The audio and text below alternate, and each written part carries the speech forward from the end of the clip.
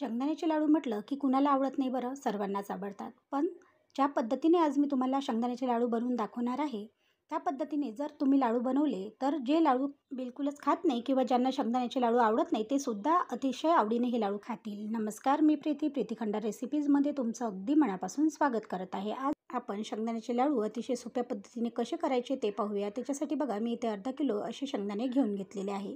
शेंगदाणे घेतल्यानंतर त्याच्यामध्ये जर काही खराब शेंगदाणे असेल ते आपल्याला निवडून घ्यायचे आहे. सर्वात आधी आपल्याला ते शेंगदाणे स्वच्छ आहे का ते पाहायचे आहे आणि जर त्याच्यामध्ये काही कचरा किंवा काही खराब शेंगदाणे असेल ते आपल्याला निवडून घ्यायचे. तर मी इथे सर्वात आधी हे शेंगदाणे छान असे निवडून घेतलेले आहे. शेंगदाणे निवडून झाल्यानंतर आता आपल्याला गॅसवर कढई गरम करायला ठेवायची आहे. कढई छान अशी गरम झाली की त्याच्यामध्ये हे जे शेंगदाणे आहेत ते पूर्णतः गरम कढईमध्ये आपल्याला घालून घ्यायचे आहे. गरम कढईमध्ये शेंगदाणे घातल्यानंतर आता आपल्याला हे शेंगदाणे खमंग असे भाजून घ्यायचे. तुम्ही जर व्हिडिओ पाहत असाल आणि तुम्हाला जर हा व्हिडिओ थोडा जरी आवडत असेल आणि चॅनलवरती नवीन असाल, सबस्क्राईब केलं नसेल तर नक्की सबस्क्राईब करा. आणि जर याच्या आधी तुम्ही सबस्क्राईब केलं असेल तर तुमचे खूप खूप असे धन्यवाद. व्हिडिओ तुम्हाला थोडा जरी महत्त्वाचा वाटत असेल तर जास्तीत जास्त शेअर करा आणि व्हिडिओ कसा वाटत आहे ते सुद्धा मला कमेंट करून कळवायला विसरू नका, कारण की तुमचा सपोर्ट हा माझ्यासाठी खूप असा महत्त्वाचा आहे. तर इथे बघू शकता, याप्रमाणे मी हे जे शेंगदाणे आहे ते छान असे भाजून घेतलेले आहे.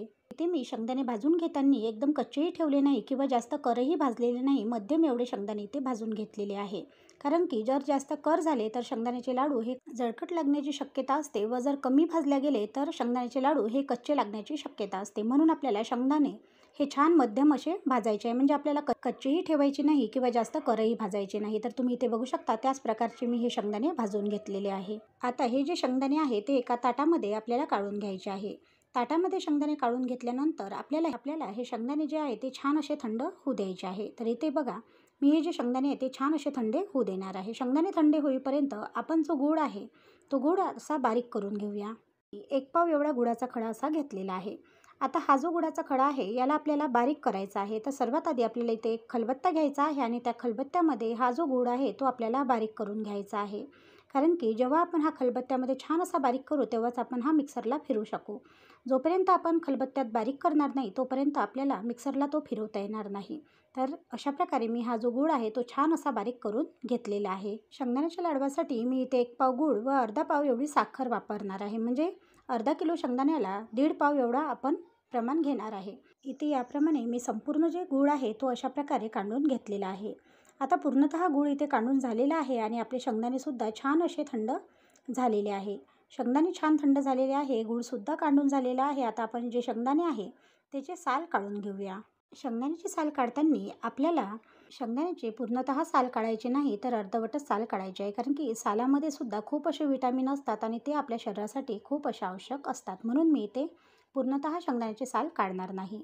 तर इथे या प्रकारे मी शेंगदाण्याचे साल काढून घेतलेले आहे. शेंगदाण्याचे साल पूर्ण काढून झाल्यानंतर आता आपल्याला एक मिक्सरचं पॉट घ्यायचं आहे आणि त्याच्यामध्ये अशा प्रकारे शेंगदाणे घालून घ्यायचे आहे आणि मिक्सरला हे जे शेंगदाणे आहे ते छान असे वाटून घ्यायचे आहे. ते इथे बघू, म्हणजेच आपल्याला इथे शेंगदाण्याचा बारीक असा कूट करून घ्यायचा आहे.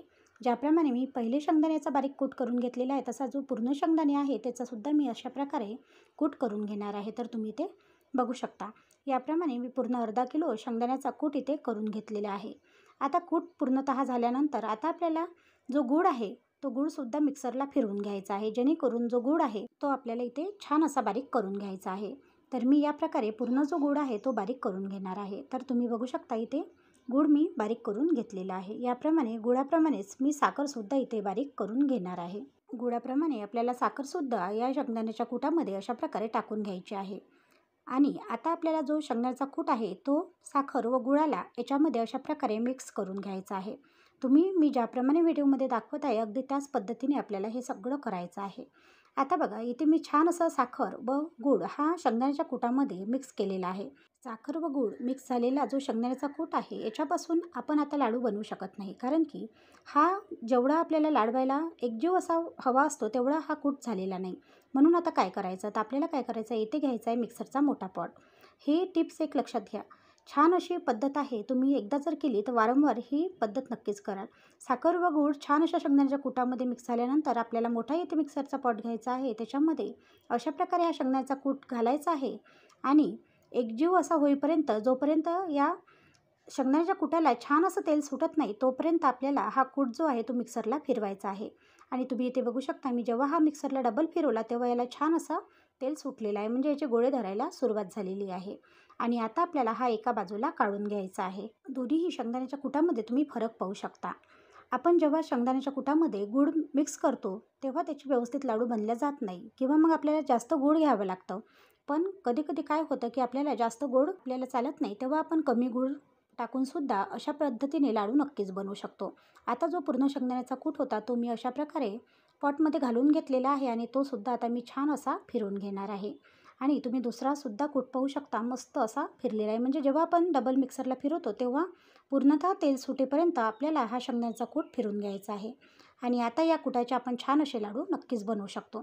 आता याला अशा प्रकारे एकदा पूर्णतः मिक्स करून घ्यायचं आहे आणि याचे छान असे लाडू बनवून घ्यायचे आहे. आता आपल्याला हातामध्ये या जो शेंगदाण्याचा कूट आहे तो अशा प्रकारे घ्यायचा आहे आणि त्याला दाब देत देत त्याचे लाडू बनवायचे आहे. इथे मी या पद्धतीने जे सगळे लाडू आहेत ते बनवून घेणार आहे. तुम्ही बघू शकता. याच्या आधी तुम्ही अशा प्रकारची लाडवाची पद्धत कधी पाहिली का? मला कमेंट करून कळवायला विसरू नका. आणि इथे तुम्ही बघू शकता जे शेंगदाण्याचे लाडू होते ते पूर्णतः बनून इथे झालेले आहे. पण चवीला चविष्ट असे हे लाडू बनून तयार होतात. तुम्ही नक्की एकदा ट्राय करा. आजचा व्हिडिओ कसा वाटला कमेंट करून कळवायला विसरू नका. व्हिडिओ आवडल्यास चॅनलला लाईक, शेअर व सबस्क्राईब करायला सुद्धा विसरू नका. कारण असेच नवनवीन व्हिडिओ मी तुमच्यासाठी नक्कीच घेऊन येणार. धन्यवाद.